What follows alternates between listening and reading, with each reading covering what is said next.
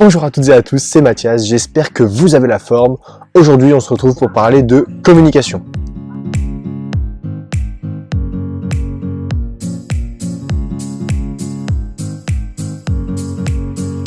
Alors, que l'homme le veuille ou non, il ne peut pas ne pas communiquer. Est-ce que vous comprenez bien le sens de cette phrase? Qu'il le veuille ou non, l'homme ne peut pas ne pas communiquer. Dans notre vie de tous les jours, quand on est en relation ou qu'on est en tout cas entouré d'autres personnes, on communique par tous les moyens. Il y a le moyen verbal, il y a la gestuelle, il y a donc le non-verbal aussi, et il y a l'intonation. Donc sachez que seulement 7% de votre communication est verbale. Le choix des mots, c'est seulement 7% de votre communication. Le reste, c'est l'intonation et la gestuelle. La gestuelle, c'est notamment ce que je suis en train de faire avec mes mains. Là, si je fais beaucoup de gestuelle comme ça, vous allez vous dire « Oh là là, mais lui, il fait n'importe quoi, il part dans tous les sens, il sait pas ce qu'il raconte, machin. » Il faut une gestuelle structurée qui appuie les mots. Également, l'intonation, le fait d'insister sur les mots, le fait de parler doucement ou de parler très rapidement, ça incite à certaines pensées et interprétations. Là, l'interprétation joue un rôle très important dans la communication. Puisqu'en effet, dans la communication, il y a un émetteur et un récepteur. L'émetteur, admettons que ce soit vous. Vous émettez un message et en fait, il va y avoir un premier filtre, avant même que les mots sortent dans votre bouche, un premier filtre qui définit en fait le choix de vos mots, intonation et gestuelle. Le message est émis, et avant que le récepteur reçoive votre message, il y a un deuxième filtre qui est donc celui de l'interlocuteur. Qu'est-ce que c'est que ces filtres? Ils sont composés de toute votre éducation, vos croyances, vos habitudes, tout ce qu'on vous a appris, votre vécu, votre passé, ça forme et ça constitue votre filtre. Voilà. Donc, ça veut dire que quelqu'un qui va dire une chose d'une certaine manière ne sera pas interprété de la même manière par l'autre personne. Et c'est là qu'on en vient à dire ce qu'est une bonne communication. Une bonne communication, c'est que le message émis est égal au message qui a été transmis. Pour vérifier que vous communiquez bien, il existe des techniques. Donc dès le départ, il va falloir être clair sur votre intention.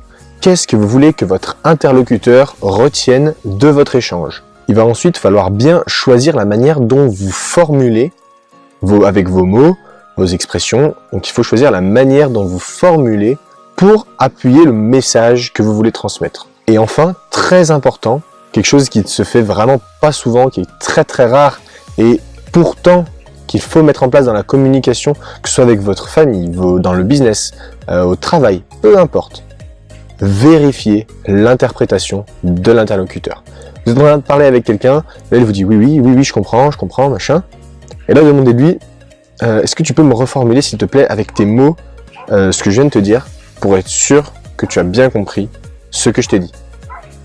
Donc là, il va vous répéter. Si jamais c'est pas exactement ce que vous avez voulu dire, vous aurez l'occasion de renvoyer une balle et de réexpliquer d'une manière un peu différente, avec d'autres mots peut-être, qui seront plus familiers à l'interlocuteur pour qu'il comprenne mieux votre message. Je vais vous donner une astuce, une technique qui est essentielle en communication. Elle est très facile à appliquer. C'est l'écoute active. Donc l'écoute active, qu'est-ce que c'est?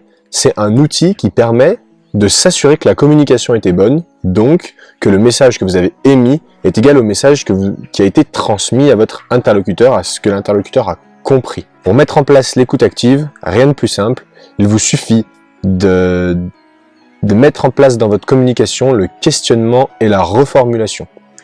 C'est-à-dire que quand votre interlocuteur vous énonce une idée, vous lui posez des questions pour creuser et également vous le questionnez pour savoir si vous avez bien compris. C'est-à-dire que si moi je vous dis je crée des vidéos parce que j'ai envie d'aider un maximum de personnes à sortir de leur zone de confort pour aller vers leurs rêves, que les personnes se rendent compte qu'il y a des croyances limitantes dans notre société qui les empêchent d'aller vers leurs rêves et que tout le monde peut réussir à faire de très grandes choses tant qu'ils y mettent du leur.